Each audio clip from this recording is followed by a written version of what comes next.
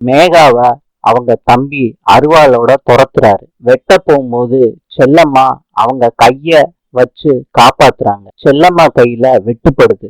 பார்த்த மேகாவோட தம்பி அதிர்ச்சி ஆயிடுறாரு. மேகாவோட பொண்ணும் அதிர்ச்சி ஆறாங்க. இப்ப செல்லம்மாவை திரும்பியும் கோர்ட்டுக்குள்ள கூட்டிட்டு வராங்க போலீஸ். கூண்டுக்குள்ள ஏத்துறாங்க. அப்ப நீதிபதி இறுதி தீர்ப்பு சொல்றாங்க.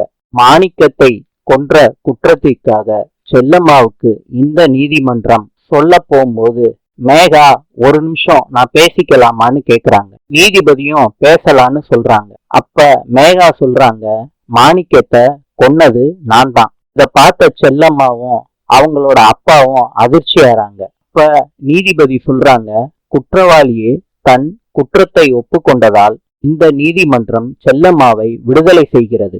மேகாவை அரெஸ்ட் பண்ணி ஜெயிலுக்கு கூட்டிட்டு போறாங்க. இப்ப மேகா என்ன மன்னிச்சிரு செல்லம்மான்னு சொல்றாங்க. நான் பண்ணின தப்புக்கும் பாவத்துக்கும் நான் தண்டனையை அனுபவிக்க போறேன். என்னோட பொண்ண நீ பத்திரமா பாத்துக்கன்னு சொல்லிட்டு ஜீப்ல ஏறுறாங்க.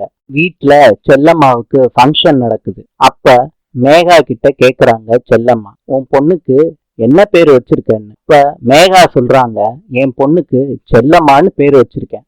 கேட்ட டோட்டல் ஃபேமிலியும் சந்தோஷத்துல மிதக்குறாங்க. செல்லம்மா அவங்க கழுத்துல இருக்க செயினை குழந்தைக்கு போட்டு விடுறாங்க. அப்ப மேகா எல்லாருக்கிட்டையும் சொல்லிட்டு வீட்டை விட்டு அவங்க ஹஸ்பண்டு குழந்தையோட கிளம்புறாங்க. எல்லாரும் பை பை சொல்றாங்க மேகாவுக்கு. இன்று பூட்டானின் நாணயம் இந்திய ரூபாய். நாளை சந்திப்போம்.